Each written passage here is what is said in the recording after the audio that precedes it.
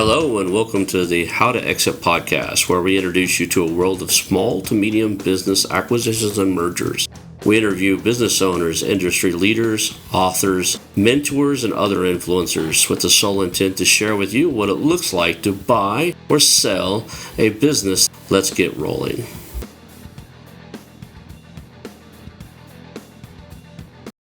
And now a moment for our sponsors. I want to highly recommend you get Acquisition Aficionado magazine. Every month, Acquisition Aficionado magazine brings you tactics for business buying and selling you won't find anywhere else. Learn firsthand from industry leaders who share their success stories, featuring in-depth interviews and stories from leading figures in the business acquisition industry. This multi-platform mobile magazine speaks to acquisition entrepreneurs wherever they are in the journey. And I want you to visit acquisitionaficionado.com today. Hello and welcome to the How to Exit podcast. Today I'm here with Marc Andre. Is it Andre? Did I get it right there? Yep. Cool. He's with Flip My Site. We're going to talk about something that's really cool about buying, fixing up, selling websites, and doing that as far as in the business acquisition world. I appreciate having you here today. Yep. It's something you're doing something currently I've tried in the past, and I buy and hold these days, but I'm still intrigued by. So I wanted to put you on here. I wanted to pick your brain, and then I thought it would be great to share that for other people who want to. There's two different avenues here, right? There's people who could do this for money, like they can buy websites and flip them for money, or almost every business you buy probably should have a website. So a lot of stuff we can talk about or be things that you can do to improve something that has a website that goes with it to help make the website more of than just a cost center. It could be a profit center to the business. Let's start off with telling people who you are, kind of what you've done in the past, and get people on the board with why we're talking to Marc Andre today. Sure. So, I got started with my first website back in 2007. So at the time, I was working full time as an auditor for a finance company, and I'd created some small websites for friends and family, like just like old school static HTML websites here and there. And I was looking to make a little bit of extra money, so I thought, I'll set up a little portfolio site for myself and see if I can find some clients outside of my personal network. And I knew I wasn't going to get any traffic to a little portfolio website. I wasn't going to rank on Google for web design or anything like that. So I put a blog on the site and started publishing some articles related to web design and tried to get traffic that way. And at the same time, I was really studying a lot about social media and SEO, and I was new to everything and just trying to learn what I could about getting traffic and growing an online business. So That I had a good bit of success early on with social media, especially, and some of the stuff I was trying, I wound up getting a good bit of traffic. It did work with getting some clients. I did attract a few clients. I got more leads that didn't wind up turning into clients, but basically it worked. But what I realized pretty quickly was that I enjoyed growing the site a lot more than I enjoyed the client work. And so I decided to kind of shift my focus, and I just started to focus on trying to grow the blog. And I still took clients here and there as people contacted me, but I wasn't like pushing for it on the site. And I put ads on the site and was monetizing the site with ads. And later on, I added digital products for graphic designers and web designers, stuff like Photoshop templates and that sort of thing. And later on, then I also moved into affiliate marketing. So I wound up being able to leave my full time job in 2008. So it was about a year and a half I worked on the site part time. Left my job and focused on that full time. Did that for a few years. I sold the site in 2013. So I'd worked on it about 6 years at that point. And I sold it for $500,000, which for me, as just a person working on the site myself, I did have a few freelance writers here and there and freelance designers, but it was a fairly pretty significant amount of money for me. And so that really got me interested in just building online assets and selling. So after that, I've had you know sites in several different industries. I've had a few photography blogs. They were monetized with digital products for photographers. I had a personal finance blog, wound up buying a few web and graphic design blogs and flipping them. My wife and I also did some Amazon FBA stuff for a while. We wound up selling that business after like 2 years. So all those sites that I've mentioned, I sold at this point. I had two exits this year, personal finance blog and then the graphic design blogs. So I've had I think I've had six different six-figure exits. I've never had anything like million plus, but I am just mostly a one-person operation. I do hire freelancers, but I never had any employees or anything. My goal is basically just working on small internet businesses and kind of stringing together a bunch of small wins and trying to get, to where I wanna be financially. So, do you primarily do a build and sell, or do you actually buy some of these? And in the essence of like flipping houses, do you flip some of these sites? Yeah, most of my experience is with building from scratch, but I have bought 3 sites. One of them I still own is a small site, and 2 I've sold. And of those ones that I've bought, they've all been within the last 3 or so years. So I did start, kind of moving towards that. I'm interested in buying something if the right situation comes up, but I'm not like, like some investors that buy everything. Like I also wanted starting my own sites too. Yeah. The concern I have, I'm in the same space you are. I actually own a little media holding company that holds this podcast, a couple newsletters and blogs, and then we're acquiring newsletter blogs and usually combinations. So a blog or a something that started to or already has a subscriber base where they own the email addresses and they've got a weekly, quarterly, or monthly or daily contact with those guys through some type of email Mm, subscription. I'm more interested in that just because I'm the reason I hold brought the whole subject up, I'm a little concerned with all the Google updates and your traffic going up and down. When you buy one of these websites, you're typically I think the going rate currently is about 30x. So, for those guys that are listening, most of our guys listening, they're in the world of buying small and medium companies, and I say 30x and they panic because they're talking about 30 or 3x EBITDA. When we say 30x, it's trailing 12 months revenue. So most of these websites are or sold bought and sold based off of their revenue over the average revenue over the last 12 months. Like, I know right now, I can think of at least 3 people I know they're just really having a hard time with one of them in the last month or so, maybe 60 days now. With one of the last Google updates, one of the guys lost 80% of his income. So his website got a hit. Hadn't been hit in years, bragged all the time about he's never been hit by it. He's got good content, lots of links, and, he has a site that does a lot of how-to articles. Everything's how to this, how to that. Google kinda went after those guys this last round, and the how-to articles took a hit, and now he's his income's down. Like, I think he said in the worst week, it was 80% that week. I don't know what it is currently because he's when those hit you, you start scrambling to get traffic from other locations and do other stuff. I don't know where he sits at the moment. What is your concern? Do you not buy these because of that? Because 'Cause you're paying 30x, you're paying 30 months worth of, income, and then on the next day, Google makes an algorithm change. What was 30 months income becomes 300 because maybe. right? Yeah, I mean, that is definitely a concern for me as far as buying goes, and I do tend to be very conservative, and that's one of the reasons why I tend to build more than buy. So that is definitely a concern. I think the Google updates have always been around, but it seems like within the last 2 years, they've gotten more frequent and more significant. And there were definitely were some big ones. My first blog, got hit about a year before I sold it. I lost about 30% of the traffic, and I was fortunate, and this kinda brings me to the next point is I think one of the things around that is a lot of content-based sites are monetized strictly with ads or affiliate programs, and with those revenue sources, your revenue is going to take a proportionate hit probably if, if you lose that traffic. I was fortunate with my site, I had just started selling some digital products, and so my even though I lost 30% of the traffic, my revenue actually didn't take a hit because I had an established email list, I had a little bit more brand recognition at the time.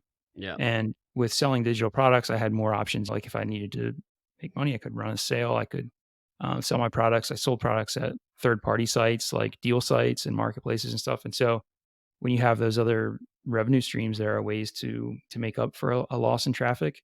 But I think traditionally, like especially over the last several years, most content based sites have been monetized with just ads and affiliate revenue or one or the other. And so I think one of the best things that you can do to protect yourself is have those other types of revenue streams. And certainly, like you mentioned, the newsletter is huge because, if you lose traffic, you can always reach your most loyal subscribers through the email list.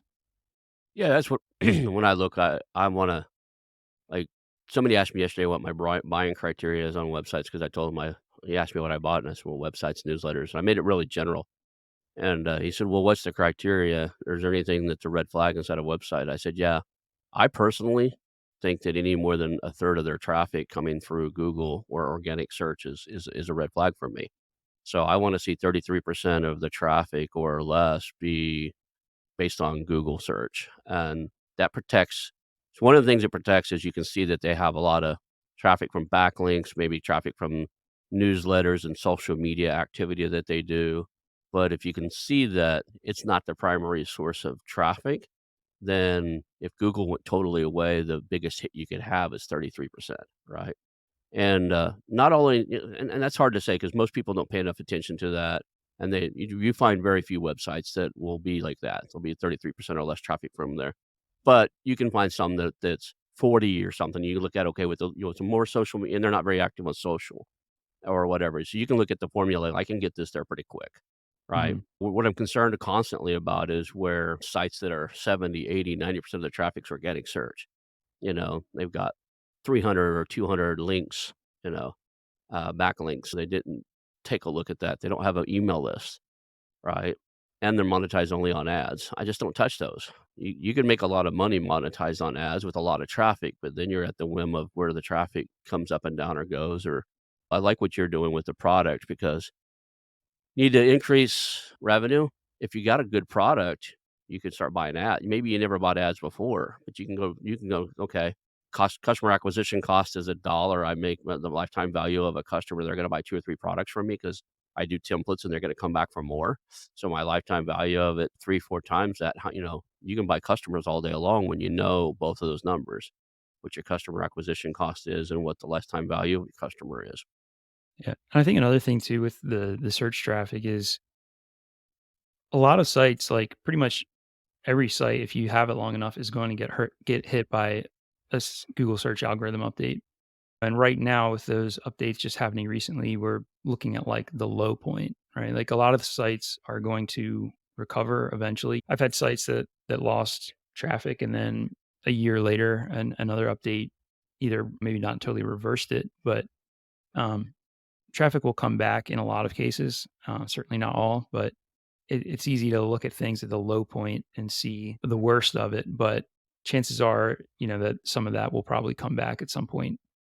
So a lot of people I asked somebody the other day because he asked me, he's an investor with me, he's a private lender for real estate transactions, and he asked me why that is a sticking criteria for me. And I said, well, Google algorithm changes, probably 2 or 3 times a month. He's like, no, that number's too high. That's way too high. So I Googled it. I looked it up and seeing like, well, how many times does Google change their algorithm? And I'm looking at it right now on my other monitors. In 2021, they made over 5,000 changes. They average 5 to 600 changes per month to their algorithm.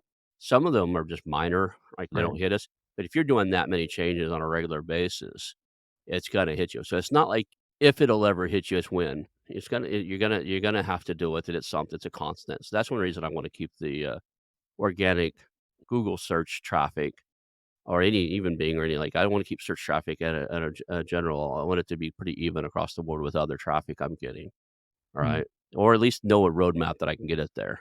That said, I've never heard of anybody saying, "Hey, that Google algorithm my traffic doubled since that Google algorithm." I don't know how they managed to hurt a bunch of people, but I've never seen anybody boasting that their traffic doubled overnight because Google changed their algorithm.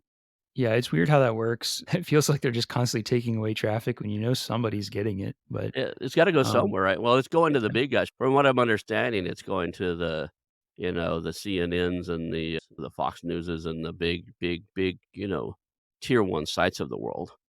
and Reddit just got a big bump from I think it was a helpful content update 2 months ago or whatever it was. The They same took one it. that talk all the how-tos and the informational Mhm. stuff, which is a lot of stuff on Reddit, Yeah. right? Firsthand experience articles, a lot of those, a lot of people had that stuff on their websites, took a hit, and then all of a sudden Reddit gets the traffic. It's like, Yeah, I mean, before people were looking at keywords, and if you would see a Reddit thread or a page on Quora or, one of these other forums ranking on the first page, that has traditionally been a sign that it's a relatively low competition keyword and that a blog should be able to rank for it. And now it's kind of reversed.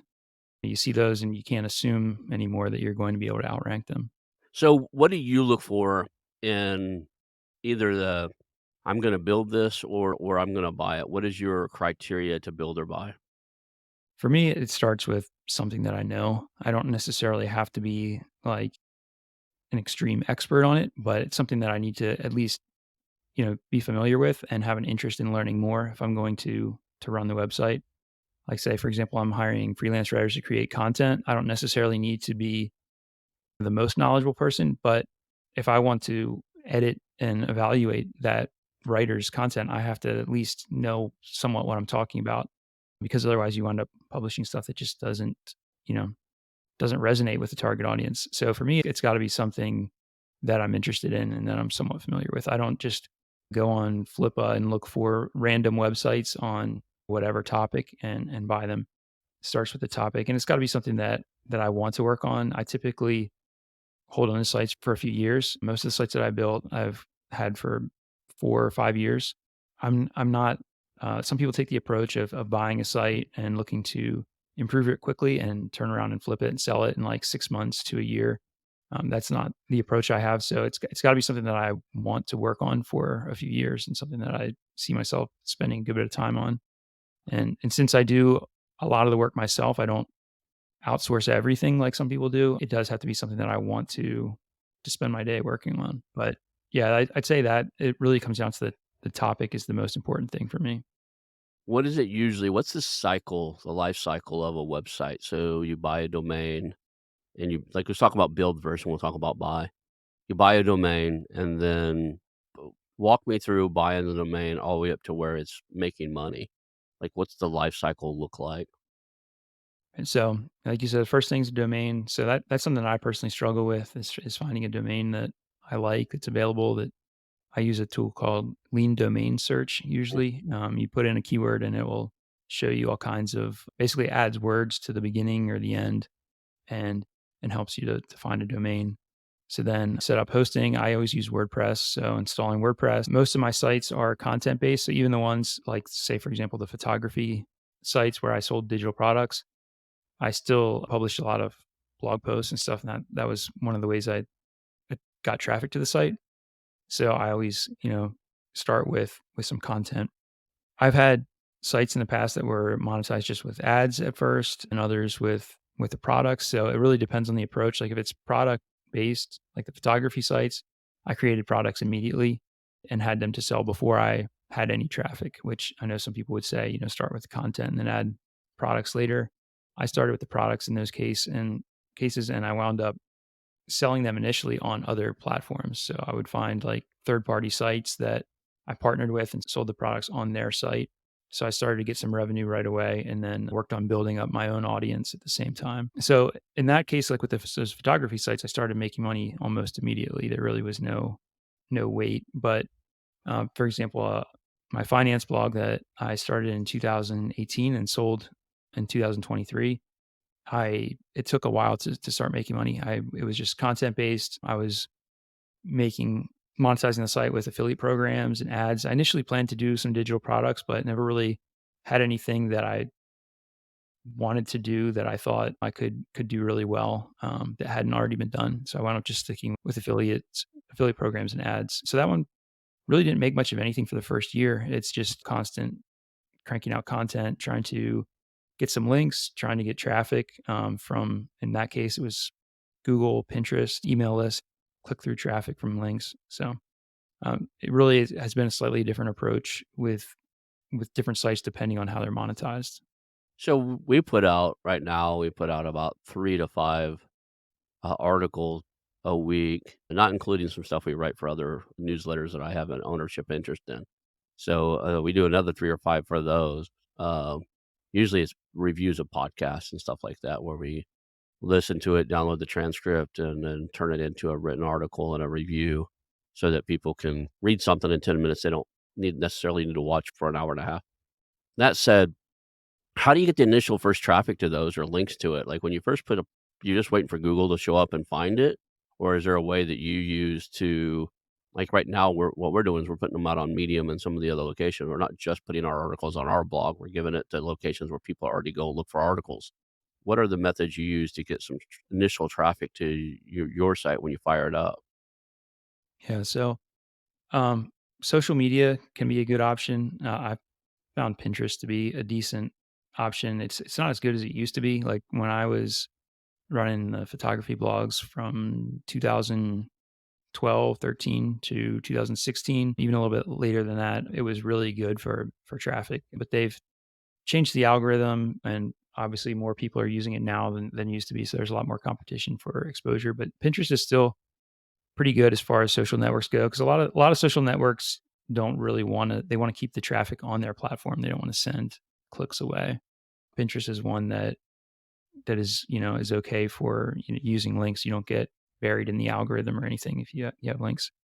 I've always done a good bit of guest posting on other sites. I think that's a good way to start to get something flowing. It doesn't a guest post, you can't really count on getting floods of traffic from it. Like, you're not going to put your link on some article on whatever website and get thousands of people clicking on it, but it will get some clicks if you're doing it on highly relevant, like, sites that are targeting the same audience. Can be good. It's also really good for starting to get some links, which will help the Google traffic pick up. And it's also good for it's really good for networking and connecting with other people in your niche.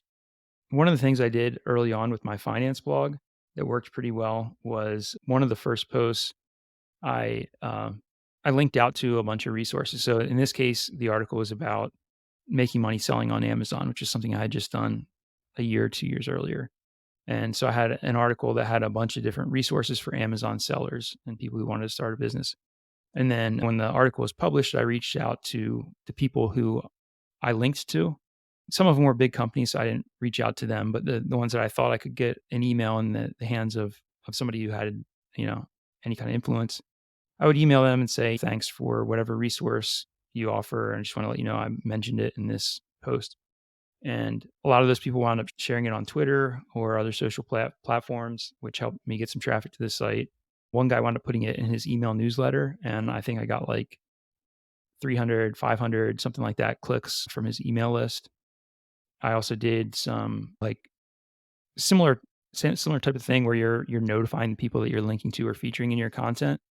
I created a list of top finance blogs and then reached out to all those people and told them that they were on the list. Most of them shared it on social media and stuff. So that, those types of things where you're kind of like leveraging somebody else's audience can work. You can also kind of do the same thing with interviews at times, like interview somebody who's got an audience, publish it on your site, and they will usually share it with their audience. So all these things, like, they don't individually have a huge impact, but when you start to add them all up together, they start to help you build your own audience. Yeah, we've noticed that works on a lot of their things. So, top 10 posts really do well on a lot of the social media. Like, even if it's just, I've interviewed a ton of authors. I didn't even realize how many authors I'd interviewed until we were doing a thing where we're doing Flashback Tuesdays where we feature or reintroducing an old show to the current audience we have, like, because our show's grown quite a bit over the last couple of years. So every Tuesday we'll feature a show we did early on or whatever. So I started with the authors. Like, I'll start with the authors, right? Because people might have a connection with those. And so I started looking at it and like I dug up like 42 books, 42 authors out of 100 and 70, 180 interviews. 42 of them have written books on that are on Amazon. Some of those books are awesome, and some of them are good. But then I thought, here's a top 10 book that anybody listening to my show probably should read to move their game forward. So we did that one, and it's got 6,000 impressions just on LinkedIn in the first week. It's been shared 30 something times. It's like it took off. And I know some of the others. I only know two or three authors on that particular list because there's a lot of the books are outside of buying and selling companies. It's like financial intelligence or negotiations and that type of stuff. The other thing you said on there that caught my attention is the social media sites being okay with links. That changes constantly. Like, Yeah. link 6 months ago, LinkedIn was fine if you had a link in your thing. You get just as many impressions. Now it's dropped off where you put it up in the like, when you do the initial post, you put a link in it, you don't get as many impressions. And then for a while there, we're doing pretty good about posting it and making it the first comment, like the links in the first comment. That Mhm. was okay. And then now that doesn't work. So now the current algorithm or the current way to get around it is follow me, like me, and we'll send you the link later, about an hour later after you get a good flow, and that's kinda the hour, hour and a half kinda a lot of these social media sites, after about the first hour and a half, they've already did their algorithms determine how much they're gonna put it in front of people. So we go back and put a link in there later, but it constantly changes. TikTok used to be great about it could be in the first comment. Now if they find a link anywhere, they dead list your your thing. You just don't they quit showing up on anybody's feed. I think that's it's to the point now where I actually have a job description out there for a head of social media or a head of what I call, head of growth is what we called it, but basically a social media manager. It takes somebody who wants to eat, live, sleep that, know what which each site, what algorithm works and what doesn't work on there, and then how to utilize and perfect the sharing of content on each one of those. Yeah, it's different depending on whether you're really trying to build your audience or trying to get traffic from social media. Like you can, like you said, publish stuff on LinkedIn without a link and get a lot of exposure and helps you to make connections and all, but it's a little bit of a different approach with trying to drive traffic to your site. Yeah. We want a combination, right? We want those connections because we wanna build a rapport and trust with those people over time, and I've only got about 11,500 followers on there. So I want more followers, I want people looking for my content, so I want good content there constantly, but I do want them to go listen to a podcast. I want them to go read a blog post, right? We're not monetized on LinkedIn as much, I don't have a product that we sell directly on the site, so we get our money by them visiting the shows and driving our numbers up so sponsors wanna pay more, right? It's got to the Mhm. point where now I've got enough followers on Twitter and LinkedIn and stuff, twice a week for my top 2 sponsors, I actually post a recommendation, to my social media. So, Yeah. what are some of the aspects if somebody buys a company, has an existing website and stuff, what are some of the aspects they can do to monetize and utilize I think most businesses miss out on this. I think there's a huge opportunity to take and monetize a website and make it be not only just a cost center for something you probably should own and maintain to make it be a profit center. And I'm not talking about just, make the phone ring a little bit and get a few more customers. What are things people can do inside of inside of their site that will actually help them produce more traffic and turn it into a profit center for the company? Yeah, so if you're talking about something that's a business first, not just an online business, ad revenue is probably not gonna be the option because most businesses are not looking to have ads on their site and send people away from their site. I've always been a big believer of digital products. They work really well in a lot of niches, a lot of industries, and probably in more than you would think. Sometimes you hear a topic or something, and you might think like, "Well, I don't know how I would possibly put a digital product into that." But there's usually options, especially with things like courses and workshops.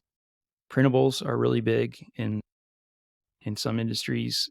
Spreadsheeting on what you're doing. So there's a lot of options there for digital products. But I think one of the biggest things that I would say is probably using the website to build an email list because a lot of more traditional businesses probably haven't emphasized an email list. Maybe they have one for existing customers, but they haven't really aggressively pursued it.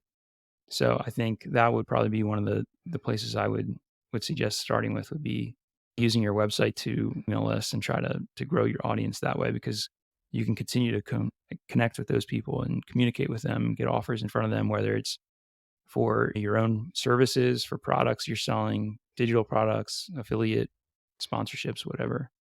I just realized there's one that we don't do currently at all, and I probably should. Maybe usually between Thanksgiving and the New Year, I don't actually record these shows. Right now, the show that you and I recorded will probably come out any time between now. I have enough shows recording that if I stopped today, we wouldn't miss an episode. We release twice a week. We wouldn't miss an episode until January 12th. We've got content backed up, and the reason is it's really hard to get people on these shows between Thanksgiving and New Year's. People are traveling and all that. Yeah. That said, I use that time to plan out things. One of the things I think I'm missing is I have a little pest control company in Oklahoma that I'm partners in, I own a piece of, and right now it's it's just really small, but I think a lot of these businesses we get so many calls by people who have a problem, but they don't have money to fix it, or they have a problem and they don't realize how expensive is certain treatments are and the chemicals Mhm. we use and stuff, so we can't do things much cheaper. We have the chemical expenses, got fuel expenses and trucks and spray equipment, all that we have to charge. I honestly think a DU in some of these cases, people could do themselves, right? Some things work. That said, I think we should actually have a bunch of do-it-yourself type of articles and stuff on our site. Like, when that way when people call and, they answer the phone like, "Yeah, I'll have to call around, I don't think I can afford that." Well, you can always do it yourself, check our website. We have a couple of ways that you can actually, deal with some of this on your own. If it's mice, how to trap right for mice. If it's cockroaches, safe things you can do, things you probably shouldn't be using, chemicals that'll just make it worse. But there are some decent things you can do that are tried and true that work over time. Mhm.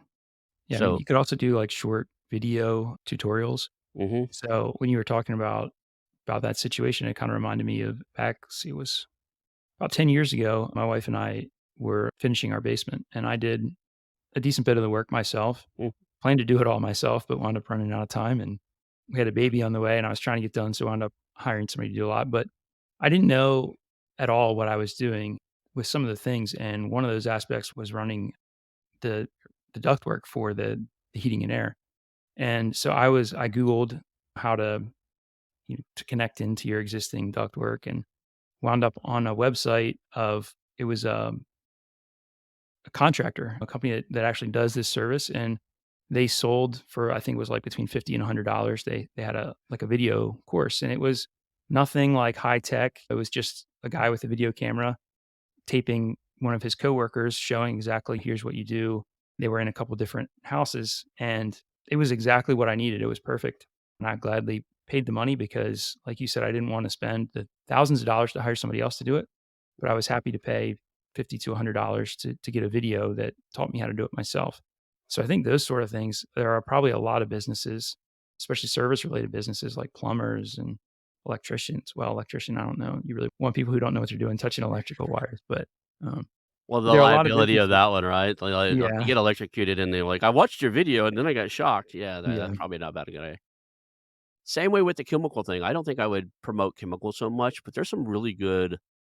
They're not fast. There's a trick, right? When a pest control company comes in, we can get something done in 1 or 2 trips, right? There are good alternatives that are natural, that are not fast, but they are effective. A lot of the pest control companies will never tell you diatomaceous earth is a very effective for most bugs. The problem is you gotta keep it dry, and it takes weeks. Basically, all the critters you're trying to kill off are dying through dehydration. Basically, it gets in their exoskeleton and keeps the moisture for they can't hold moisture anymore, so they basically die of dehydration. But if you got cockroaches or even, like, maybe bed bugs and stuff like that, and you can tell where they're coming from and where they're storing, and you can keep it dry because so once it's wet, it doesn't work anymore.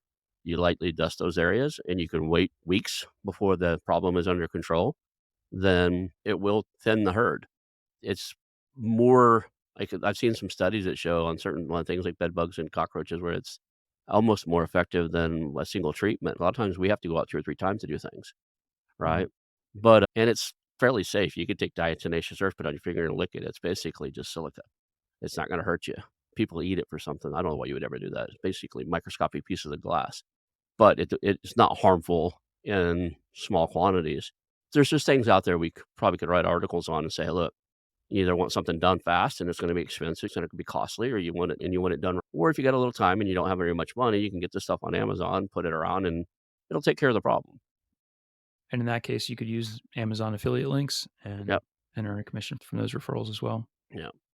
And then I think there's probably the do it yourself mode. One of the cool things about do it yourself mode on a lot of these blogs and stuff, even for you, like you're selling photography stuff, is look, here's how you build this filter yourself, or here's how you do this manually in Photoshop. Or you can download this thing for $1.99, $5.99, or $29.99, and it'll do it for you. What you'll find is if you give somebody the step-by-step instructions and they look at that and go, "Man, it's gonna take 6 weeks to get rid of cockroaches by putting diatomaceous earth. They're gonna be crawling on my food for 6 weeks. Yeah, I'll go ahead and pay this guy the $200 to send his crew out here. That'll be $200 this week, and 3 weeks later, there'll be 200 $150 or something for them to come back and do the follow-up. It's worth $350 to have this problem gone." Right? Mhm, Where some people go, "I don't have it," I'll buy that $20 or $15 thing from Amazon, and I'll wait the 6 to 8 weeks to and keep wiping that down and putting dry stuff out. They'll do the other route. Yeah, and those types of you could use the same concept for a lot of different types of businesses, showing people how to do things and offering an alternative if they don't wanna do it. It's like your construction guys. I guarantee there are people that look at that they bought that $150 video and they looked at that and like, "I'm not doing all that." And Yep. then they call them back up and go, "Hey, I just bought your video and I want you to come do it because 'cause I'm gonna mess this up," right? That works, right? So there's that avenue for anybody that has a website that they could do. What's the what's some things you won't touch? Are there areas where you're just like, you're not interested in either building, buying, or being participating in the website space? I mean, anything that typically that ad networks don't deal with, that web hosts don't deal with, anything like illegal, pornographic, anything like that, I'm not gonna touch. Definitely nothing that I don't wanna be associated with. But, like I said before, like, my criteria is pretty tight since I'm looking for something that I'm personally interested in. So, I don't wanna do anything with physical products and shipping products. I did Amazon for a while, So you learned your lesson? selling, and of course was that was different because we were just getting the products from China, and then they went straight to Amazon's warehouse. We weren't fulfilling orders, Yep. but I don't have any desire to deal with that again, at least not anytime soon. I met a guy who does really likes to travel. He travels the world. He goes all over the place. And what he does is the way he pays for his travel is he finds products and go, "You know what? They don't sell this in the US. This would do really well there." And he used to build like Amazon stores and all that and get licensing agreement. It was just a nightmare for him. And now what he does is he knows people here that are always looking for new products. He takes a piece of it and he negotiates the licensing agreement, but he holds a couple points for himself, and then he hooks them up and they sell here in the United States. So there is I'm not a person. I jokingly call them SIB businesses, and I'll be nice on the show here and call it stuff in a box. So I don't play in the stuff in a box businesses either.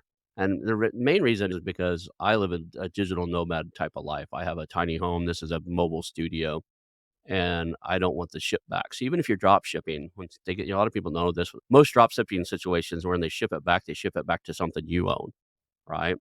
I don't have anywhere to warehouse the stuff in Yeah, a box. So if the I have to inventory what was that? it's just not fun to deal with. And you don't know half the time when you're starting off with these guys, how many returns you're gonna get. It looks great. Everybody can take a great photo of anything. I don't know how many restaurants I went to because I looked online and, "Man, that food looks great," and you go sit down and it tastes horrible. Anybody can make a great photo. Not anybody. A good photographer can make a great photo out of something that's not a great product. Just because something looks good online doesn't mean it's actually high quality. So a lot of the drop ship stuff that you would do that drop ship Amazon store stuff with, you're gonna get a high return rate on.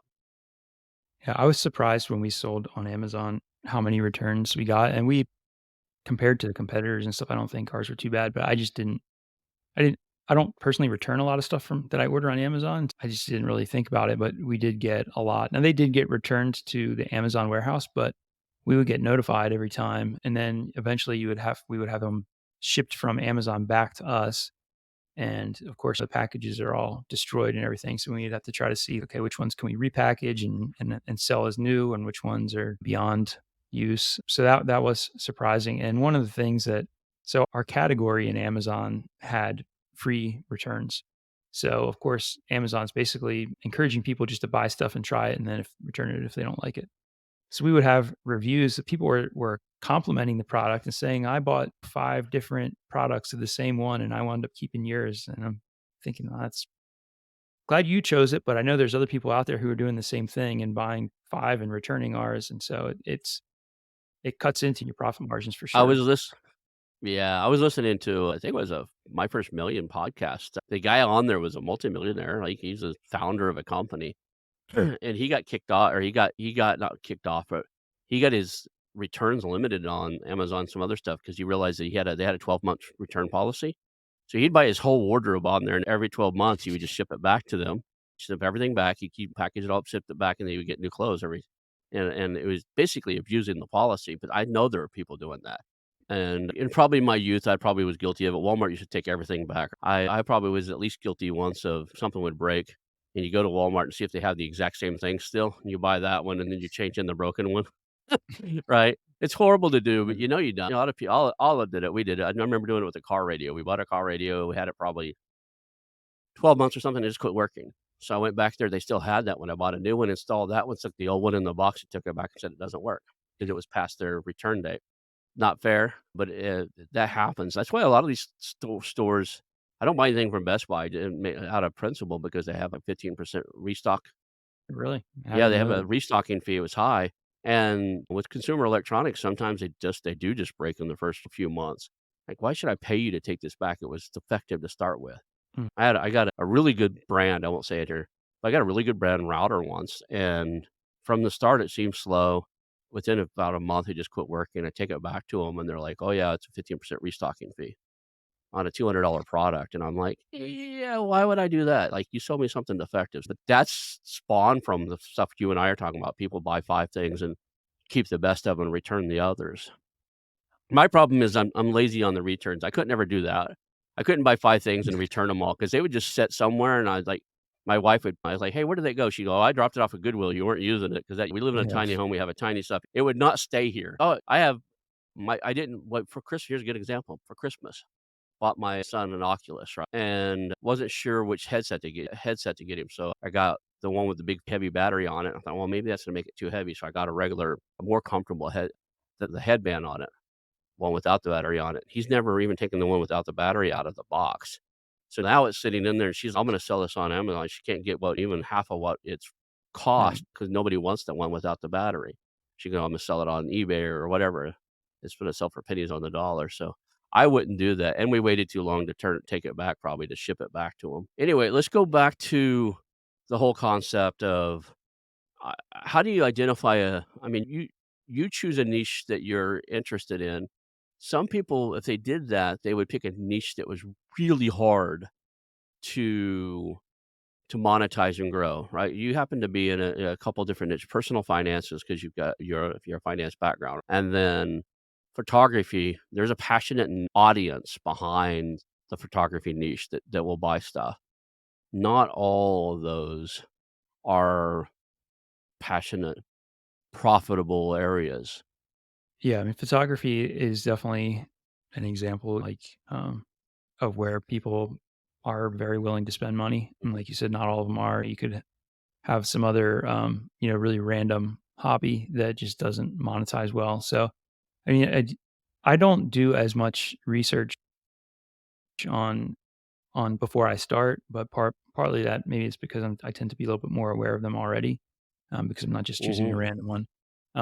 But yeah, I mean, it does help to you can look at other sites. I think one of the best things to do is look at other sites, popular sites targeting the same topics, and look at how they're making money. Are they selling products? Are they offering services? Are they do they have some sort of community, like a membership type of thing? And see what they're doing. Are they promoting products pretty aggressively? And that will tend to give you an idea of like, the best ways to monetize a site on that topic and whether it's possible or not. If all you see is ads and there's not much else, that's something that I personally would not go after because at that point you're just in a traffic game. And like we talked about earlier, you could spend a lot of time building up your search traffic and getting a ton of traffic, and then it could go away and you lose a lot of your income. So I tend if I see something that really can only be monetized with ads, I tend to stay away from those. I get that. So ads and even affiliate products means traffic that comes in has to go out, right? So Mhm. if you're counting on getting eyeballs on something you're created, you spent the time and energy to write the blog post, to create the graphic, to make the product, and your revenue is dependent upon the eyeballs coming in, going back out, then it's kind of a self-defeating machine a little bit, which I think that's a great idea. I love that you productize and put products on there because then you've got somebody who comes there. You're a destination and not just a route to what they're looking for, right? To where if you're writing blog posts and you're sending people to buy products and other stuff, you're pretty much you're the map. You're the route for which the end result they're looking for. Most people aren't looking to, okay, I'm going to go read an article. They're trying to solve a problem.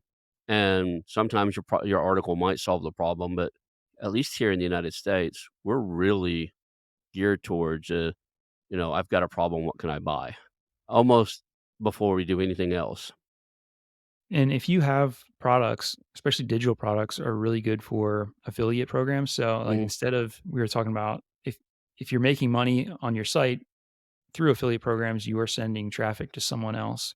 If you have a product, you can be that someone else and set up your affiliate program, get other sites to promote your products and get traffic from them. And I did that with my photography stuff. I didn't have a huge affiliate program, but I kind of recruited some blog owners mhm. and people who already had traffic to the pages on the topic that I wanted to convert into sales of my products, and it worked pretty well. I definitely got a decent bit of traffic, and affiliates made some money, and I made some money. So that is another reason to have products, and it also helps with traffic generation, like we were talking before about like, what do you do if you're starting from scratch?